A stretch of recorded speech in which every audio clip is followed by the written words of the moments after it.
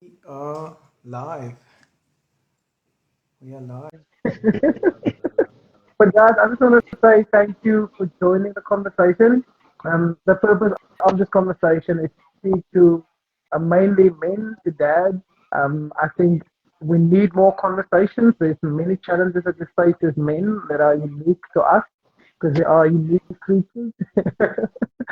But I just felt, I felt like it's good for us to have conversations specifically around certain topics, so that we can demystify a lot of the junk that we believe as men, a lot of the narratives that came in, that has been messing with our mental health, messing with our sense of value, and the way we actually lead our families or even raise our kids. So, and yeah, so the purpose of this whole conversation is that we want to inspire the hearts of men to imprint our world for the better. And that is basically it, just to have a conversation. And like I always say, the goal is not to give solutions, but just to share from our experience. You know, a lot of people might disagree, those who are listening in. But I think today is going to be an exciting topic. We're going to speak about adoption.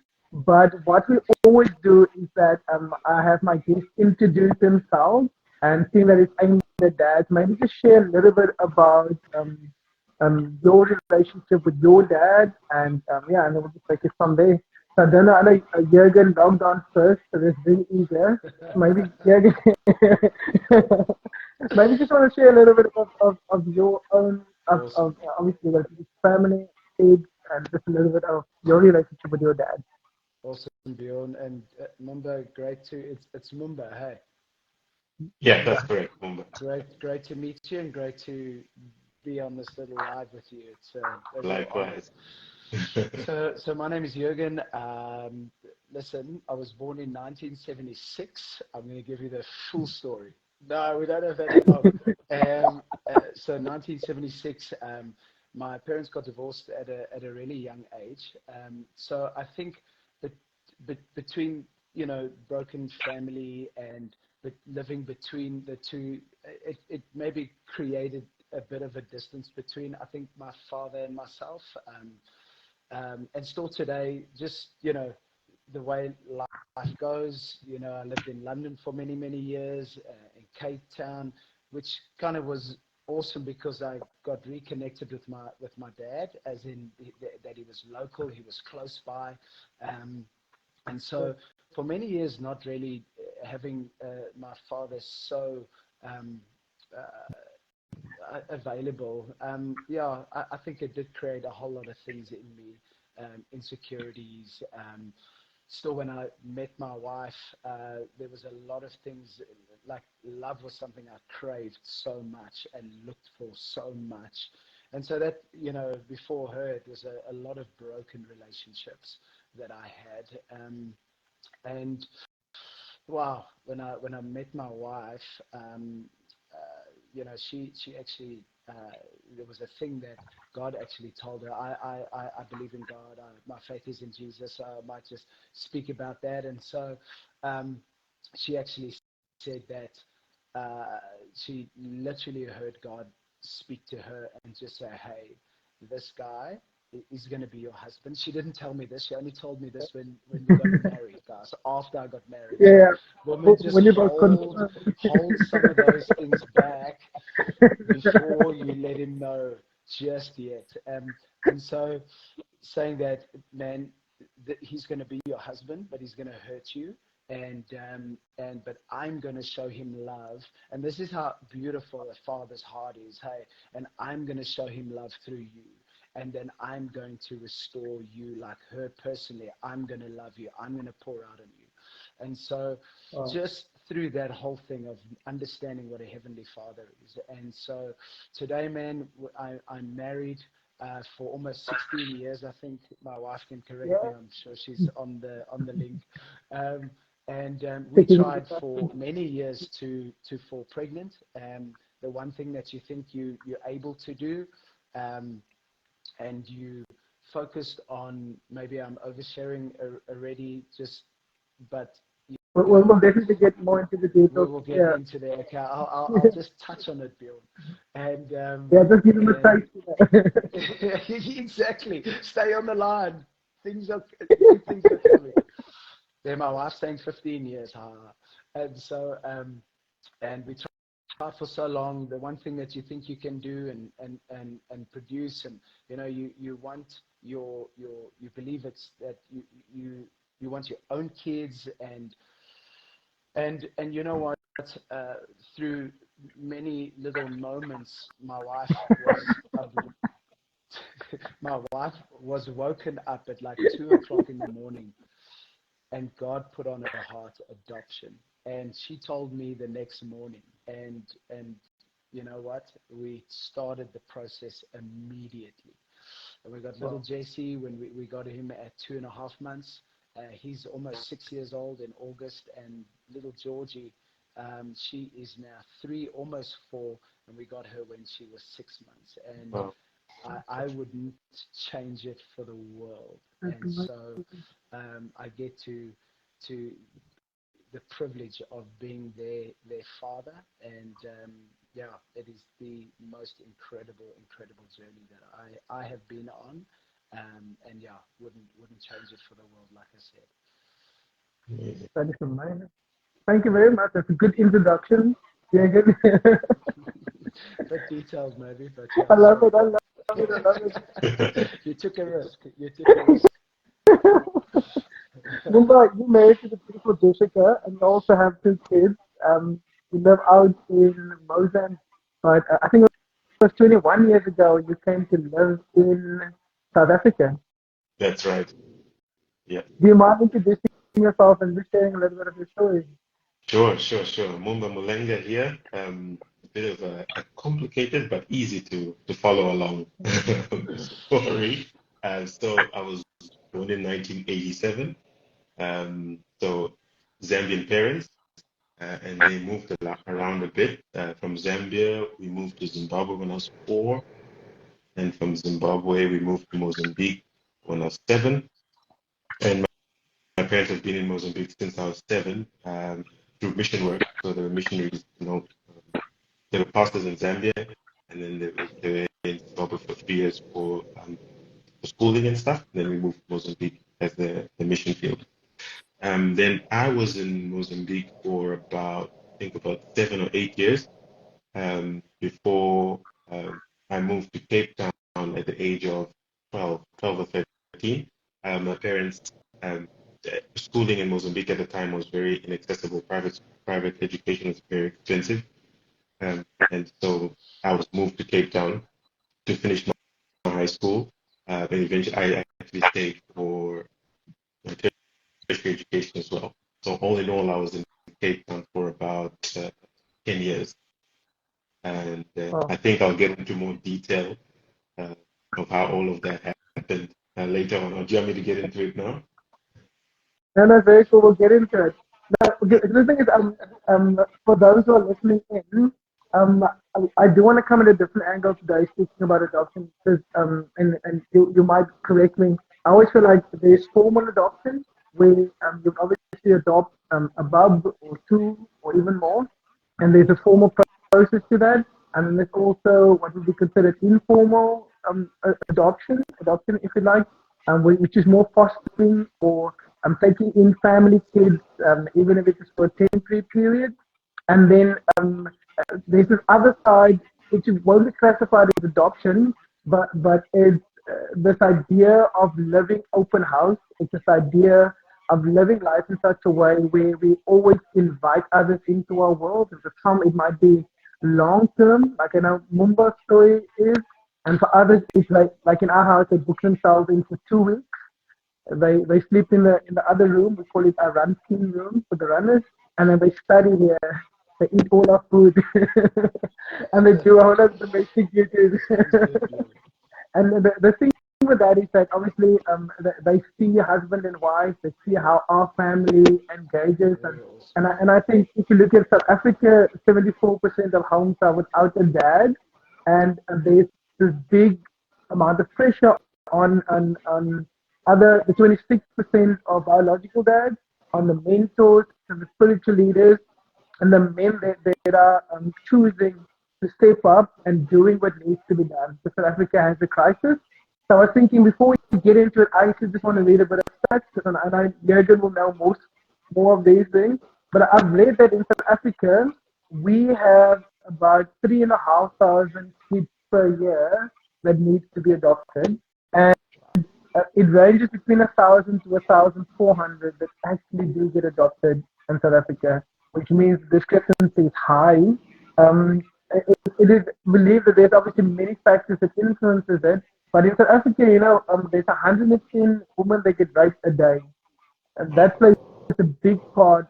But obviously, women either abandoning their kids or giving the kids up for adoption. In South Africa, we have 1 in 5 women who experiences domestic violence. They get beaten up.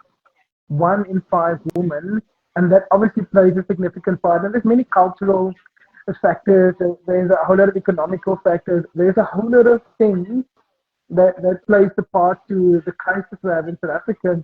And the reality is we can look at all these stats, but all we can do is actually do what we can do. So I was thinking maybe as dad, just share a little bit of your own joy of being a dad. What is the thing you like the most of being a dad? What gives you the most joy? What are the challenges? My daughter, she's only 8.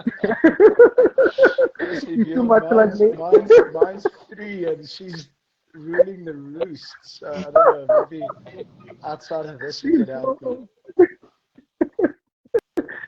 So, Mumbai, you've been doing this for a while. So, do you mind sharing just a little bit of your experience as a dad? Yeah, just a little bit of that, and then maybe also in relation to your relationship to your dad, how you raise your kids now, and then also maybe just introduce or share a bit of your story of having lived in another family's house for many years and the experience you gleaned from there, and then how that has helped you to actually raise your kids today. Yeah, okay. Yeah, I'll start from that point when I moved to Cape Town because I was about 12 or 13, very young, scared, of course, because I'm leaving my their home, which I've known, all the people that I've known for basically all my life to that point. At that point, I already given my life to Christ. I was Christian, and my parents had explained to me the reason why this was happening. But I still, as a kid, you don't understand why you have to be so far away from your parents at such a young age. So I moved to Cape Town into a loving family, the Marsdorps. They have an open house policy. They welcomed me as their own from day one. They had older kids, had 3 older kids. One was married already. The first one was married. The second two were staying in the house as well, but they were all out of school at the time. Yes, I was shy. As like Ingrid said, I was extremely shy. So my first year was extremely difficult because I had to then adjust to a new way of living. And the Muslims made it so simple, so easy for me to do that. But obviously, as a kid, you still need to adapt to that. But over the years, I think it took me about a year and a half to to feel adjusted. I felt like it was my home. I felt loved. Uh, I felt all my needs were met. Everything. I mean, they were my parents when I lived with them. I still call them mom and dad. They're still my parents today, and I felt very privileged. I do feel privileged to have drawn um, to draw what fatherhood is from Gerald Marsdorp and from my dad as well. So my dad was there at the beginning, at the foundation of it, and I could see how he loved my mom and how he raised us and how he loved us. I have 3 sisters, and we could see the way he lived his life. So he's. I always wanted to be like um, because of the way that he treated. And when I got to Yeah, Cape Town, I saw Dad Gerald, I'll call him Dad Gerald, and the way he treated Mom Ursula as well, and the way he treated his kids, and the way he treated me as well, and things. Always there, present. He worked a lot, but he also made sure that he was present for us when we needed him. So from these 2 men who are called Dad, I draw a lot from them as a dad now. I go through experiences. I'm like, I've got two kids. I have Rafa, who is 5, and Michaela, who's how old is she now? She's 9 months. Um, so she's still crawling around. Still, she hasn't developed yet to a point where I need to give guidance or anything. But Rafa, for example, he's very self-aware. He's very strong-willed. And Yeah. from the experiences that I've had living with, I would say, two dads, I draw that experience, right? To be loving, to be patient, to be kind, to be giving. That's one thing I learned from my dad in Cape Town.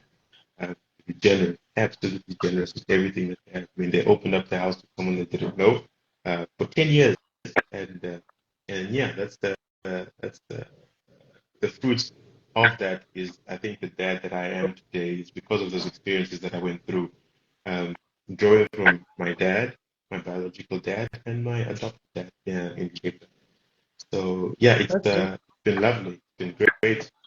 And being a dad is challenging. It's scary, but it's great. I look at my kids sleeping at night, and I'm like, oh, am I doing a good job? Lord help me. and and for sure, it's not always easy, but it's rewarding for Yeah. sure. It's rewarding. Yeah. Yeah, that's so good. Megan, I want to phrase this question to you this way. Yeah. Obviously, you're a pastor, your dad, your husband, and you've come from a broken background in terms of your relationship with your dad and all that, and then as a Christian, God has extended what we would as Christians call grace, and from that, you are now a dad, and just share a little bit from those two different sides of the coin, because I think a lot of parents with a background like ours is very broken, and you can parent from guilt and desperation to not be like your dad. But then on the flip side, as a healthy Christian, having experienced God's grace, that becomes a different perspective in which we parent our kids, or even lead people. Do you mind sharing from that as a dad? Yeah, thanks, Bjorn. And just wanted to say, well done for doing this. I think not just the adoption side of this, but also just bringing awareness to men and helping men thrive. Like, yeah, Yeah. we need more space like this. And Mamba, great to hear your story. And yeah, would love to chat to you sometime. Listen, Would love. it's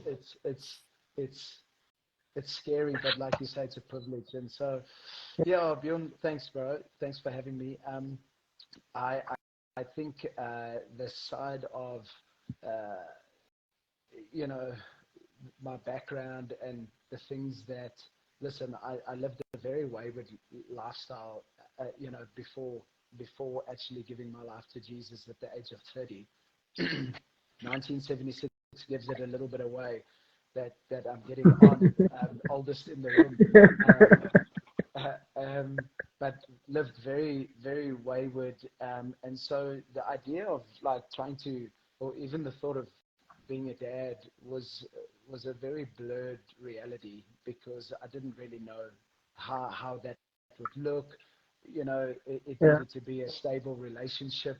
Back then, it wasn't very stable, and so um, and where I might just land a little bit is like Bjorn, since being part of church, and I want to encourage this every guy maybe that has come from that same circumstance. Man, the yeah, house of God, I think, is, we were talking about it actually on Sunday, is the place where I think I've learned practically most of everything that I know. Not yeah, negating anything that my parents didn't show me, but just the leadership, looking at what family looked like, looking at what a father looked like, and by all means, none of us are perfect. So, but you're yeah, just looking at what it can be, and we all in this room know that it's a journey, and um, everything that when it comes to parenthood, we try and get a little bit better every day. I'm very aware of my brokenness in moments, and I've sat with a 3-year-old child Jesse back in the day when he was younger, crying, asking for forgiveness for, just either whether it's losing my temper or shouting at him out of anger and not out of love. And so we're on this journey, and man, like if we just approach it in a way that, and Mamba, I wanted to say you're doing a great job. When you say you're doing a great job, like I think inside of us the wanting to be a father and to raise a family and to be an example, it is in us. And so the desire is in us. So in church you get to see that, and you get to watch that, and you get you see it modeled to you. And so I think I'm one that has always kept my eyes open and learned in that way of what it looks like and how this looks like. And hey, listen, we've got a couple in our church now, Rubes and Maria, who oversee our 1825, our young adults, and they were believing for children for many years too. And actually now the miracle is that they've got twins, and it's like I can see this young guy that is he's panicking in such a way. It's like, but I said to him, we had a men's night, and we were sitting around the fire at church, and I'm like, there is literally nothing that can prepare you. It's like you've got to just put one foot in front of the other. It's like change one nappy, like give one of Baba's a bottle, or pack one at a time, one day at a time. And so, don't overwhelm yourself. And literally, we slowly get better and better. And so, yeah, Bjorn, I think then, marrying Annalie and that journey of us wanting to be a family, I think some of it was disheartening, seeing my wife the way that she, at times that she was, because of just the hurt, and every month being reminded that it didn't happen, or but the desire for us to be parents and to want to be the best that we can be has always been there. Like I remember just always just keeping that faith of, like the story during that whole time is I bought a packet of nappies every month, just to keep my faith. And it was so amazing that when we did adopt Jesse and that whole process came through, and just how this whole moment came about, well, I ended up taking all these nappies. Like I had so many nappies that we changed for like a 0 to 1 or whatever age child. It was amazing. So, but the desire is just to constantly want to be the best dad, the environment beyond of being brought up in church and modeling that, and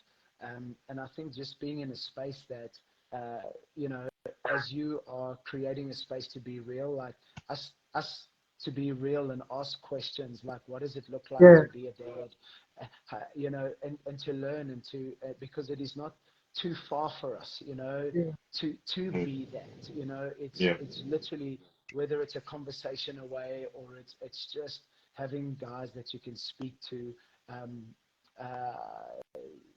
to make it, for that conversation to make it a reality. And so, I hope that kind of answered it. No, that's very good. I think we get a lot of encouragement already just from listening to you too. And I got many questions. I'm like, okay, I got time constraints. we will answer short answers. There's so much, but Jürgen, I want to step on to what we said, and because it's challenging, I think, for men, and you and I spoke about this over the phone.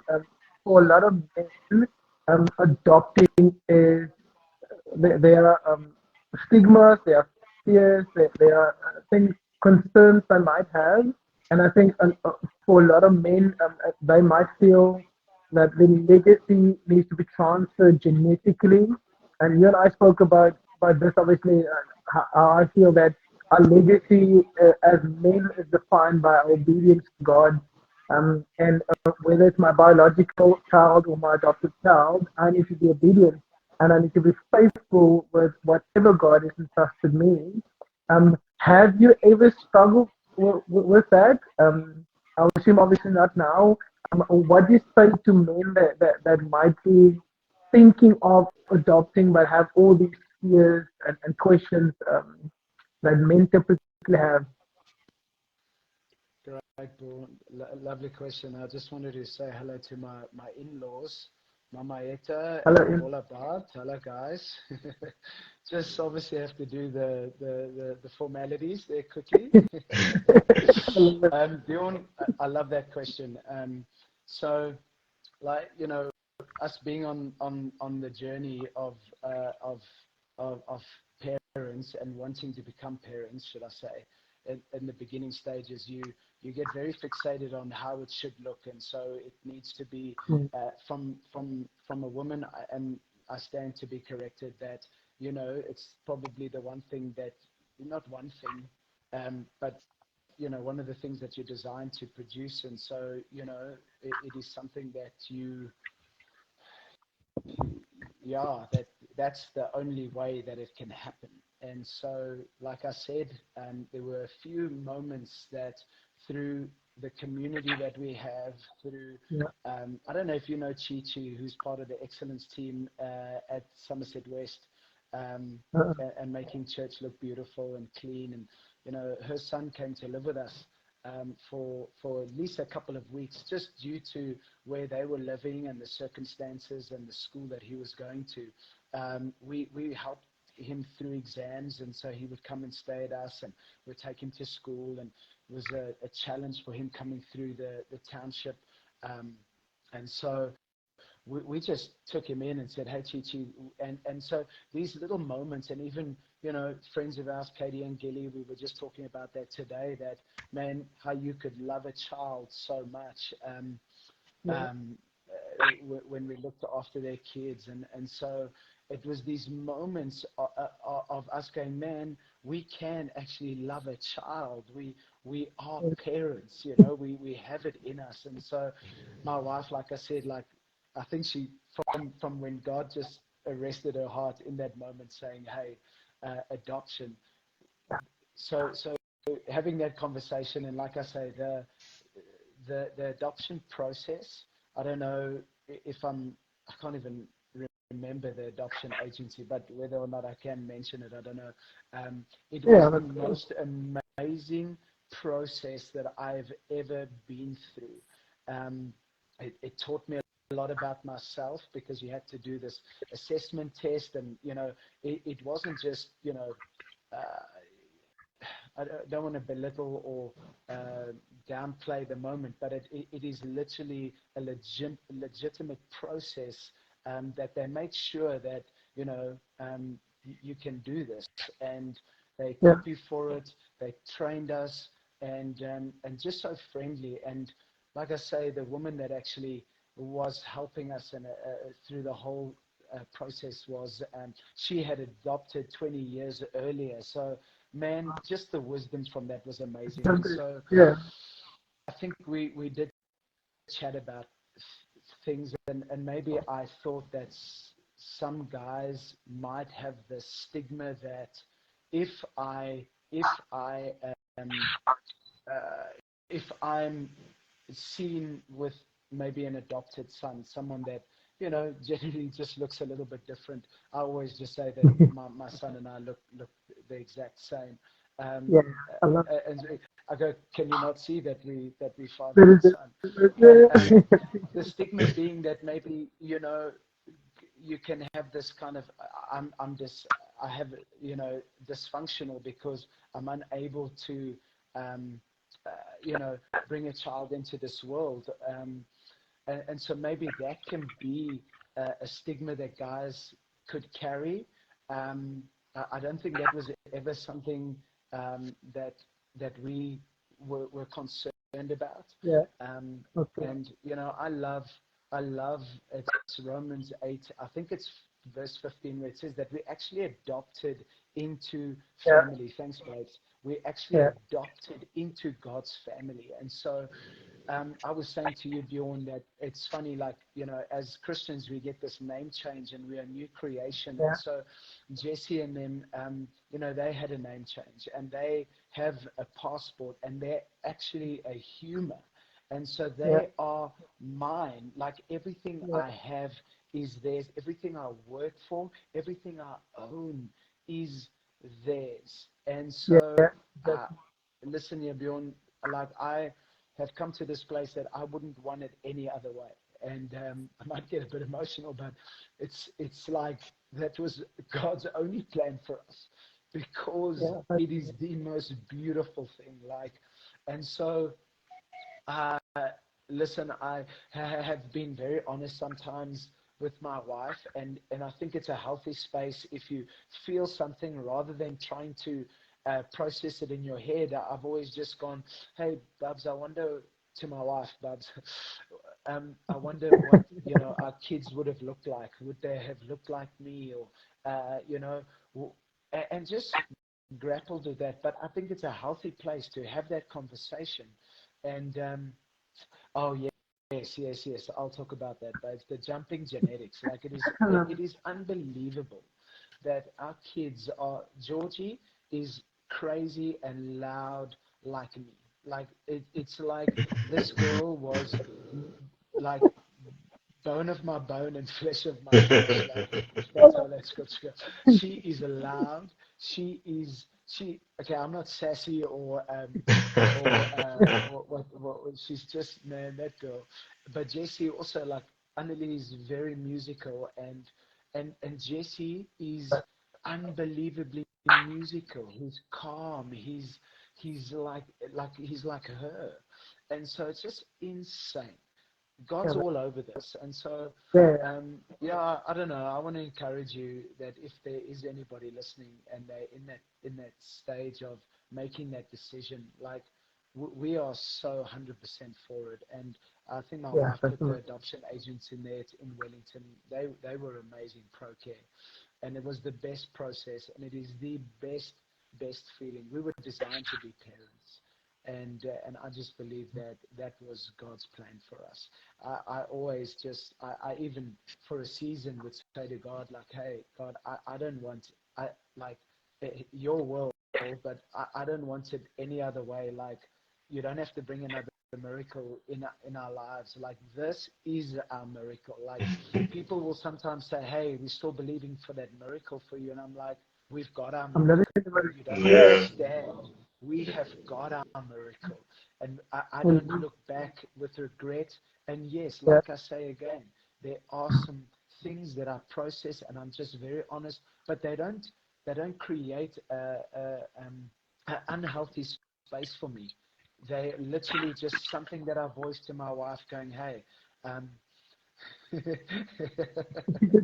What's happening in my identity? We got nervous.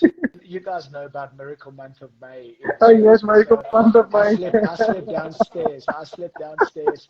And my wife slept in her house because I said no. I don't think I need a miracle. And another kind of miracle, not that one. Yeah. And so it's been the most beautiful thing, Bjorn. Like I don't see them. I don't see it as a plaster. I don't see it as plan B or C. Yeah. I see it as God's plan A for our lives, and I'm grateful. I am so grateful that this is how it turned out. That this was our journey. I am like. I am so grateful this is our journey, and I wouldn't want it any other way. No, that is amazing. Obviously, you guys have been an encouragement from afar. It's always beautiful to see the kids and see the way you engage them. It's beautiful. I think you are a testimony of God's grace and of how God can restore. And the fruit of this is going to be amazing because obviously you guys are leaders within your community, influencing a whole lot of people, but you're raising kids up with that same measure of grace and love and kindness that God has shown unto you. And I'm convinced because of that, they're going to be positioned to do just that. That God's going to give them influence, and they're gonna. I'm just prophesying. They're gonna influence the next generation like you couldn't imagine. Like I know Amen. you're on fire preacher, but that level of grace and love that they get exposed to is gonna position them to do exceedingly in Jesus' name. And like you said earlier, like man, we don't do things perfect, and I'm very aware of that. Yeah, But Yeah. man, the awareness and just God's grace every day, man, yeah, I'm so aware, and that's a good thing, and we can just, yeah, even if we can just do a 5% better every day Yeah. in what that means. yeah, Pastor Mike Sadie spoke a yeah, yeah, beautiful message on Sunday about being present. Like that's the only thing that I yeah, kind of took from that. 100%. He was brilliant, just being present, man, and like yeah, and we can beat ourselves up about a whole lot of things and we do that to ourselves, but man, they just want us to be present, no matter whether they biological or you've got adopted kids. Like just being present, man, it's like yeah, it's all they desire. Yeah. Phew. That is a whole lot there. I'm loving this. I think we I think we need another session somewhere. I think so. I think so. Part Can two. I do a bit more Part often? two. Yeah, we call this one. Remember, I was thinking, obviously, in the lead up to this, so I've been reading and having worked in youth ministry, and I know for kids who were adopted, one of the big challenges often is that idea of imposter syndrome, especially around the teenage years. Like for you, you were 12, 13. It's forming years. It's the time that you want to put the earring in, you want to try smoking, yeah, you want to do the things boys normally do.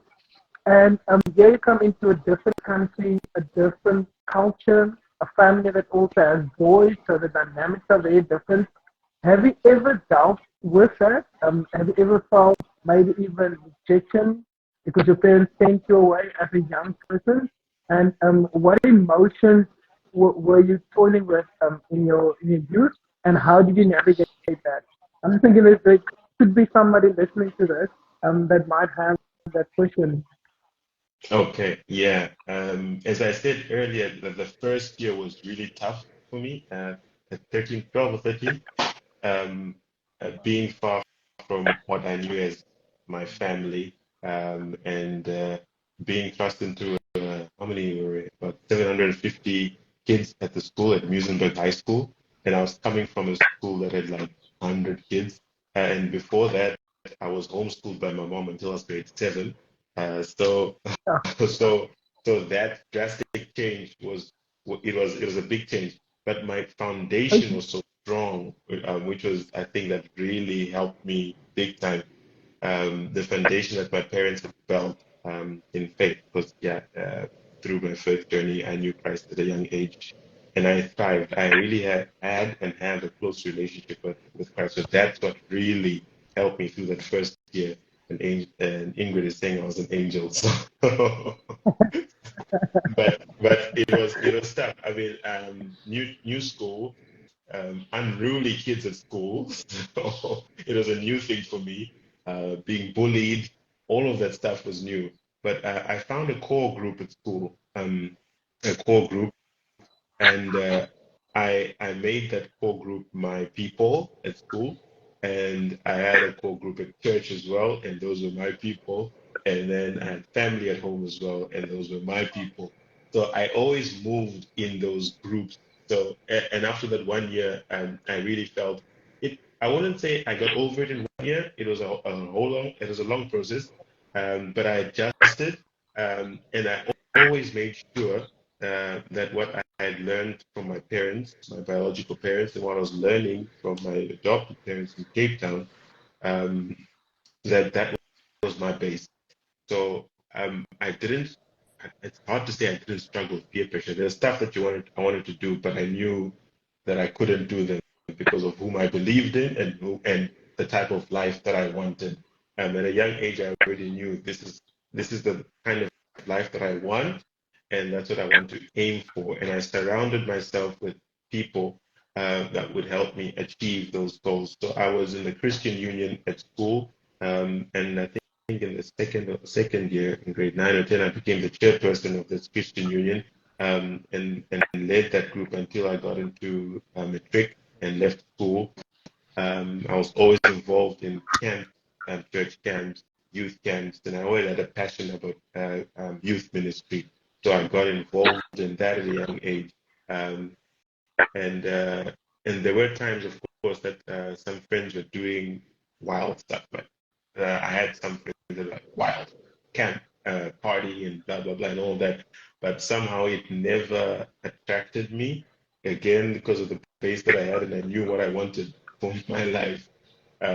So probably the wrong person to ask if I had fallen into camps and things like that, because at a young age I knew my goal of, of what Yeah, I wanted to that's do. And I had a really close relationship with God.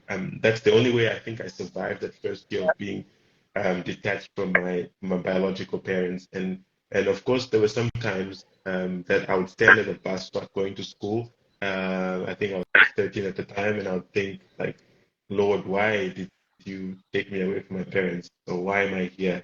That was in the first year, and I would stand at the bus station crying, waiting for the bus to take me to school. But slowly, I adjusted, and slowly God told me that no, He has a purpose and a plan. Um, and I stuck with it. It's okay, His purpose and His plan is for me to get educated here, and eventually maybe I'll go back and I'll be with my family. But when I graduated from university and things, I actually was looking to stay in Cape Town, but that wasn't possible because the journey I'd been on was like, okay, Cape Town is my home now. I've got my family, of course, in Mozambique. I love them dearly, but I adjusted. I called this place my home. I called them mom and dad. I've got brothers and sisters. The family's big. I was really enjoying my time, but my time had come to an end in Cape Town, and it was clear God had showed me that. So I met my wife in Mozambique. So I think that was the next step. So meet your wife in Mozambique, and this is where I am now. We did live in Joburg for a little bit, but then we came back to Mozambique. So yeah, it's I did go through some tough periods of feeling abandoned in the first year. I felt like my parents had abandoned me in Cape Town, but through God's grace and His mercy, He showed me that that wasn't abandonment. It was in His plan yeah. for my life, and I wouldn't change anything, because I learned so much in those 10 years of being there, especially in that first year. I think that's where my character was built. Really, I'm able to adapt in new situations very easily, and it's only because of my life experiences. Really. Wow, that was so good. You touched on a lot there. Yeah. Like That two was things that amazing. really stood out, which obviously what leads me to our next question is that I love that your parents had clarity. Like maybe weren't certain about a lot of stuff, but they had clarity about God's plan in your life, God's promise in your life, and they did what had to be done.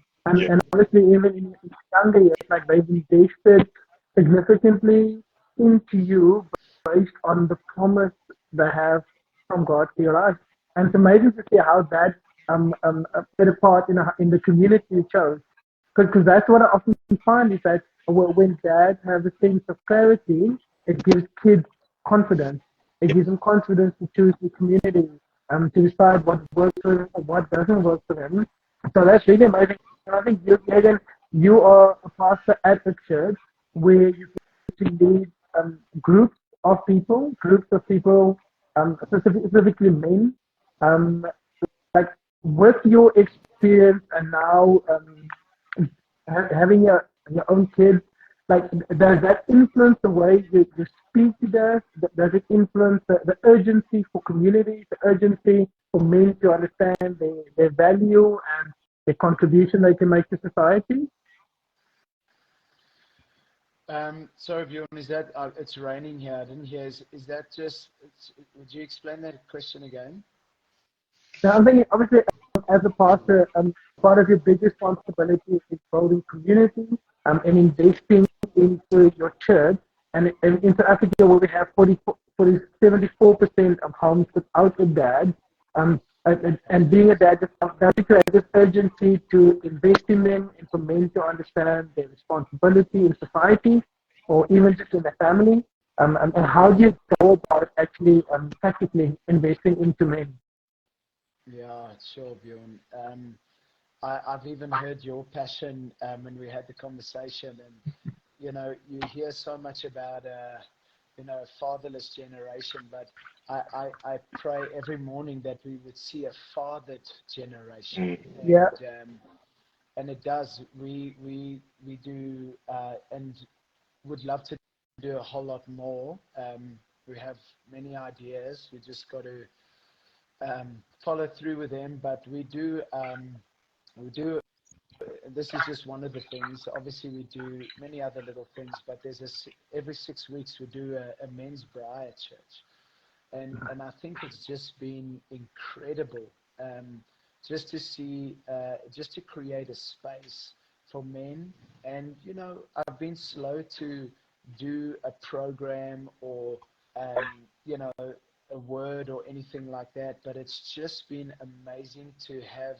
And I've gone around to individual conversations that have been going on, and it's just been real conversations about just goodness of God, and just being reminded of God, and reminded and speaking about real things, real conversations, transparency, from one guy to another, and just encouraging one another. And I think more and more, beyond what you are doing, it's so needed, and I encourage it more and more for guys just to find a space to have real conversations, and to be so real about what is going on in their thinking, in just their day-to-day worlds. Like, they need a space. So Bjorn, more than ever. And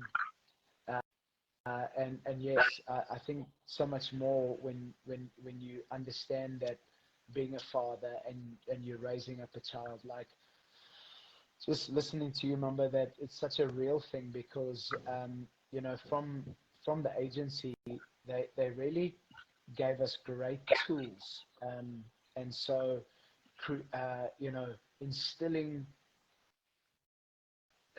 I don't know what the word is, instilling just a confidence in Jesse and Georgie, that we would actually create a moment, and it would be a joyful moment. And so we would then speak about adoption.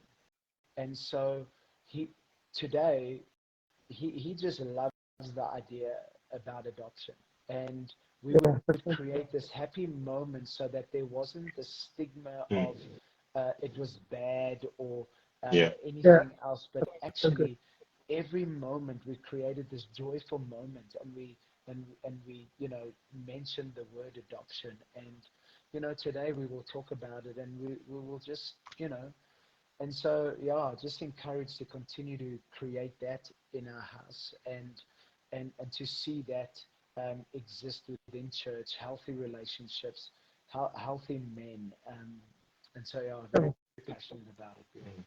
that's very good. Because Again, I think from our side we know the unhealthiness.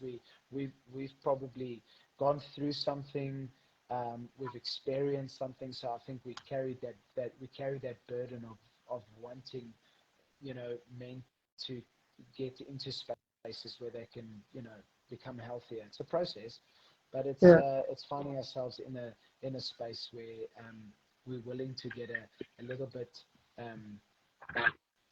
vulnerable. We're not all perfect, and so what maybe I'm going through, you going through, and I think that's the big stigma, is that I'm not the only one. We think we're the only one because we've isolated ourselves because of this thing, and we think we're the only one that is going through that. And so, man, when you start having conversations like, hey man, I'm going through this and this and this, and well, geez, so am I. And so here's me the whole time thinking that I'm the only guy. And so to keep on creating that space and keep on becoming healthier by talking about those things. So and that's very cool. And again, I'm thinking practically, I've read there is a cost, the financial cost to adoption. I'm also thinking, I know with your kids, you're from different cultures in the South African context. But speak a little bit about, because we obviously spoke about this. We are part of the kingdom culture as Christians, and that becomes our way of life. But how do you navigate that reality? And I know practically, you guys are very smart on how you're going about. But do you mind sharing a little bit on that, please? So, are we talking? Are we asking about the cost and everything? Yeah, maybe I'm just thinking of some practical things people might be asking because I've read up on that also. That it's not just the admin process; it's actually a financial cost. One doesn't have to mention the numbers, but the people actually know there's a cost to just Yeah. getting the process and all that in place.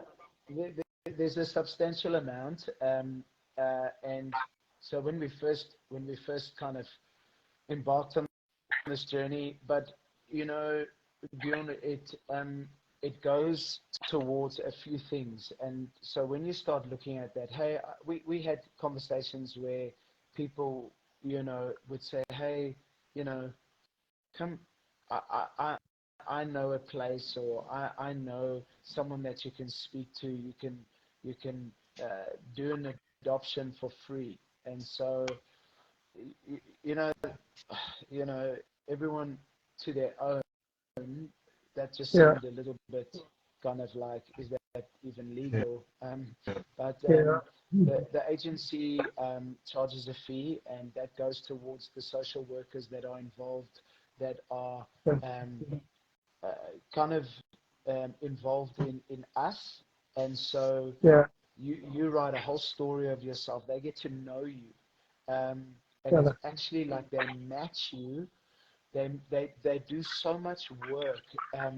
They match you a personality. So this social worker is working so close with you, and then there's a yeah, social worker that is working with the biological moms, and then so they match you so well. It's like when you hear the stories, there's most of the stories um, have this little, I I want to say for us, this little God moment, because we already knew what we were going to call Jesse.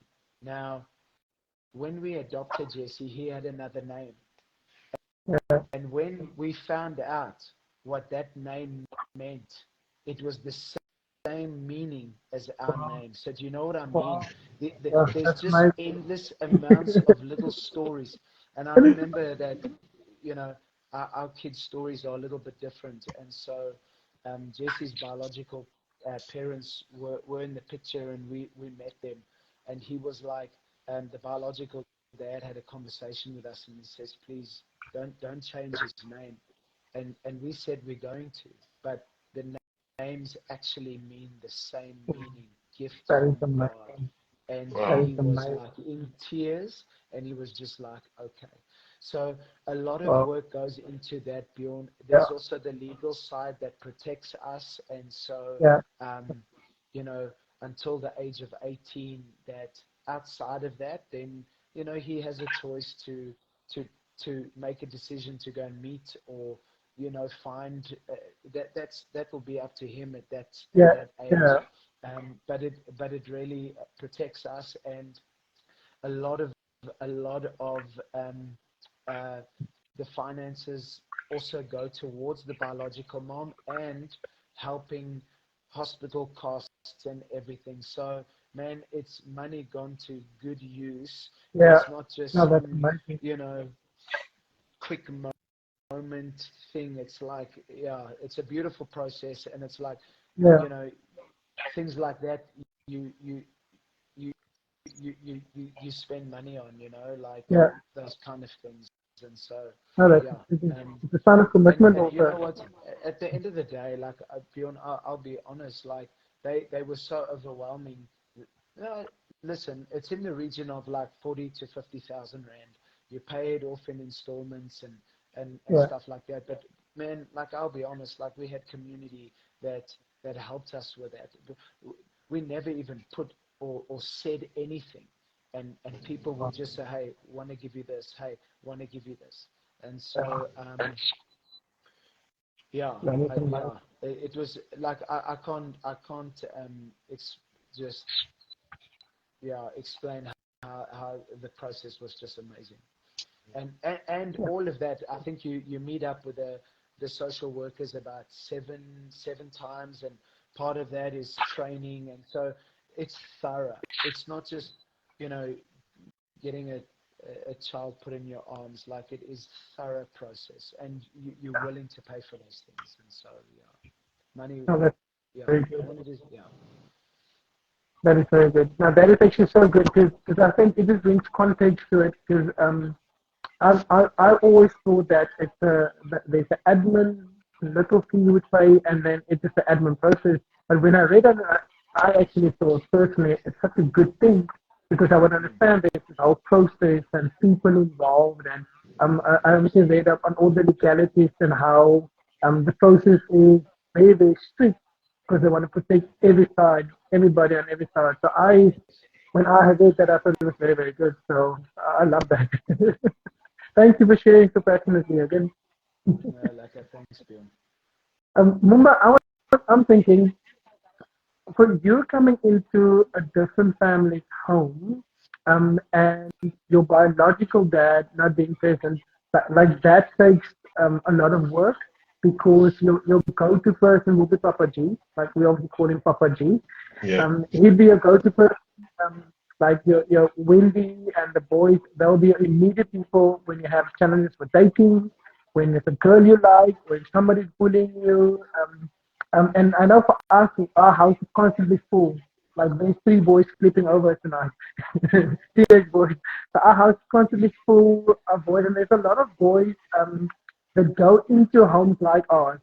And obviously we are the father figures. I'm the one that shouts, Finger's the one that spoils, helping each other, doing our best. So, what advice do you have for those kids? Because I think it's very difficult for them often to have the guys that really they dad, like they know I love them, I tell it to them all the time. If you're all watching, I love you. And Joshua Gavin, I can go to all this.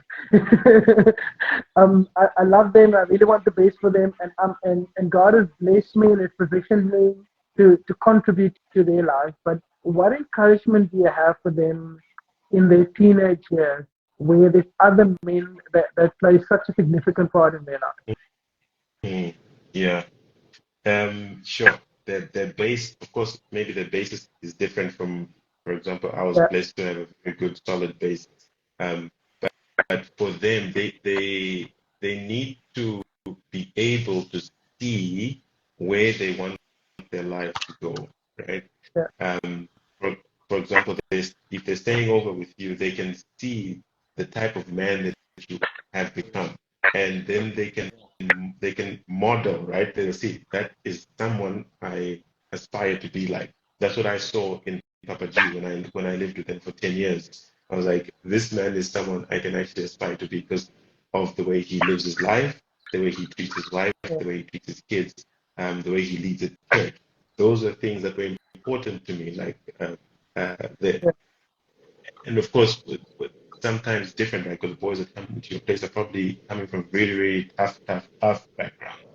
Um, and just seeing you is a major thing. I mean, my sister, she lives in Canada and she does basically the same thing. She brings in the, the how do I say this?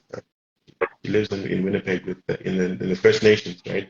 So she brings yeah, a lot of them into their home, a lot of her and her husband, and it's basically the same thing that you're doing. They look at their lives and slowly, after years and years and years, she calls and says, "I've been doing this for years. Sometimes I don't see any fruits, but now she's seeing fruits because the environment in which the First Nations live is very tough, extremely tough. I can compare it to the Cape Flats, really. And when they see my sister and her husband and the way they treat each other and the way they go about it, there is change. yeah, And she's like, and people tell her that we've never seen this type of change in our neighborhood ever. And because of what they see in that home, when they're in that home, it moves them to say, okay, my life can be different. My life cannot, won't be like my father or my mother or my grandparents. There is hope. So yeah, when those kids are in your home, they see hope, they see a future. And the encouragement I give to them is that um, what what you've been through does not determine the rest of your life, right? You have to take an active decision to say, yeah, my life has been tough, but I can change yeah, it. I can change this. Look at Bjorn. He managed to do this, and he probably coming from the same situation that we're in. So I would like to encourage you to continue what you're doing, because for you, maybe you might not see the results right now, but years down the line, they will come to you and say, I stayed with you for a couple of days. I saw how you treated your wife. I saw how you loved God. I saw you treated your children, and I wanted that for myself. And that is that is what you aspire to. You might not see the results now, but you will definitely see them in future. So I encourage the kids that are coming to you to keep pushing, keep striving, and you will fall. You will make mistakes. That's okay. That's life. As long as you stand up again, and you realize that what you want in life is not what your past was, what your parents had. It's something greater. And most importantly, Bjorn is like this. They should see this because of God. And if God can change his life around, he can do it for me too. So I yeah, encourage them to keep pushing forward, trust God, and when you fall, don't stay down there. Get up again, and keep going. I mean, we three of us, we still make mistakes, but we have a gracious God, and He's gracious God. I mean, He sits. His throne is of grace. This is the throne of grace. So we need to draw our strength from that.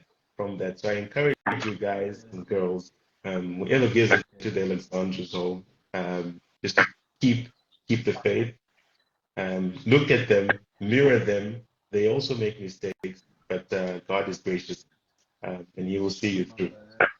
That's brilliant. You dropped the mic there, Whew, mate. that was That was good. That was that was good. very good, guys. This conversation has been too good. I do feel like we're gonna have to do another one. I'm just gonna have to get you guys on different topics. But really, it was very encouraging for me also, and I'm convinced it's going to encourage a whole lot of men out there. I just want to thank you for your authenticity. It's something that's rare in me today, and thank you for answering the call to have a conversation. So I do pray that it's going to bless a lot of people, and that God will continue to bless you and your family and all your endeavors. Thank Amen. you